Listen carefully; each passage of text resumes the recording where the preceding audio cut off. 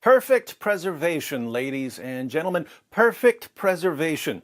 That's what our Muslim friends have been telling us for decades. Perfect preservation, right down to the letter, from the time it was revealed to Muhammad. Seeking evidence for this claim, we opened their most trusted sources, and we read about entire chapters of the Quran being lost forever, large passages being lost forever, verses being eaten by a sheep, lost forever.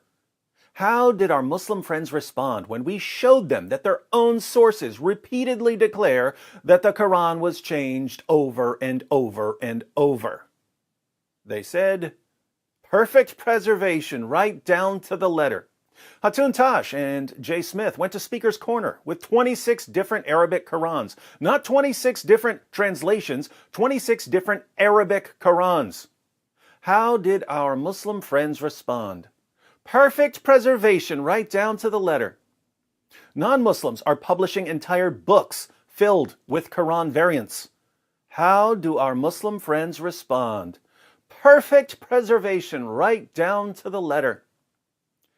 Fortunately, after decades of non-Muslims showing Muslims what's in their own sources and their own manuscripts, after decades of Muslim apologists lying about the history of the Quran, there are finally some Muslim scholars who are starting to admit that there are holes in the narrative. And it's very clear to you and to every single very advanced student and specialist that the standard narrative has holes in it. That's what I'm going to say. Why are they finally acknowledging that there's a problem?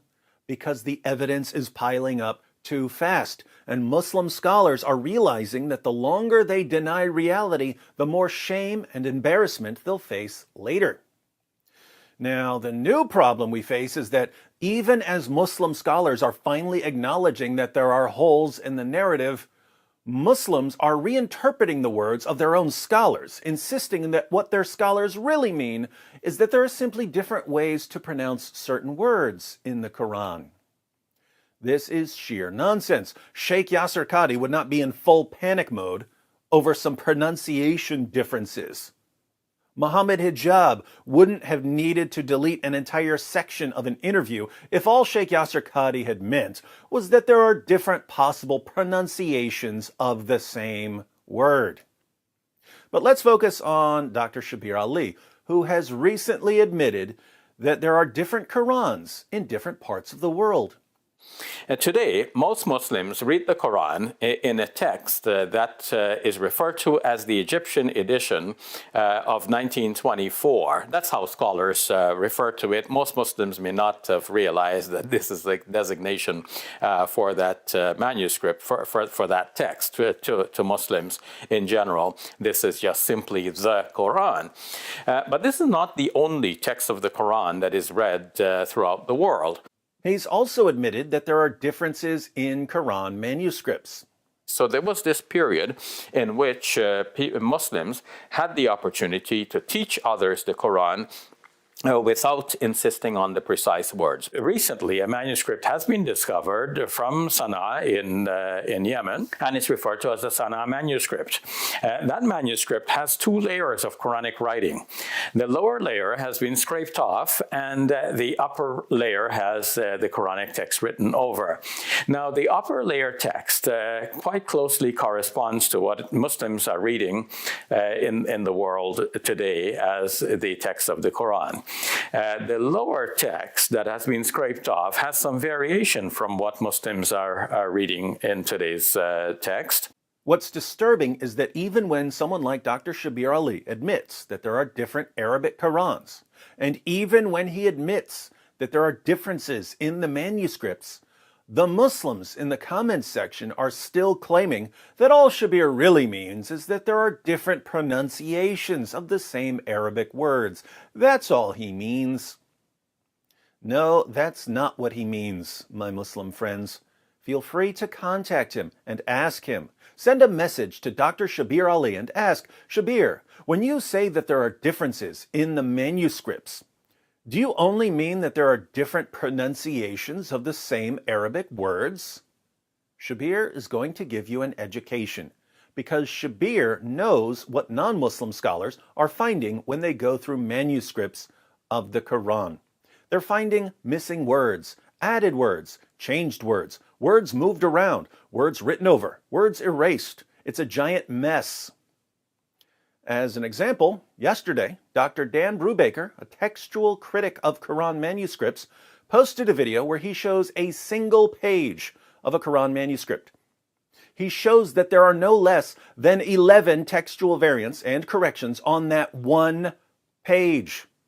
And these aren't simply different pronunciations of the same Arabic word. Let me give you one example of what he means from the video. This is verse 6:110. This part of the verse reads, Fi tughyanihim yatmahun. We let them wander blindly on in their insolence. And I've circled there the word that roughly corresponds to the word that we're looking at, Fi tughyanihim, because in this manuscript, the word tughyanihim does not exist. Rather, its place is taken by the word hauzihim. So it is an alternate word. Fi hauzihim actually is used, as you can see in another verse, not too far from here in the same surah, then leave them plunged in their foolish talk.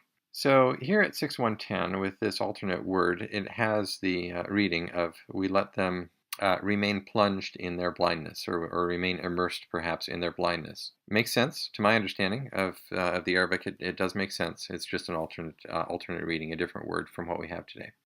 Different Arabic words, different meanings, different translations. And what are our Muslim friends going to conclude from this? Perfect preservation, right down to the letter. My Muslim friends, do you have any clue what kind of damage you're doing to the future of your religion right now? Once this lie has been exposed, possibly the biggest lie in history, the supposed perfect preservation of a book that was repeatedly changed and corrupted. Once this lie has been exposed, we are never going to believe anything you tell us about your religion ever again. When you lie to our faces about what we can see with our own eyes, you destroy your own credibility. When your own sources say that entire chapters of the Quran were lost, and that large passages were lost, and that countless verses were lost, and you say, perfect preservation right down to the letter, it becomes impossible to believe you. When you say that there are no textual variants in the entire history of the Quran, while textual critics who go through the manuscripts say that they've found tens of thousands of textual variants, there's simply no way to take you seriously ever again. This is so fun to watch. I encourage everyone to click on Dr. Brubaker's new video so that he can take you through 11 variants and corrections on a single page of a manuscript of a book that's been supernaturally protected by the great God Allah. I think we can all agree that if a book has all the features of a book that's been changed and corrupted, even though it's been perfectly preserved, it must indeed be a miracle.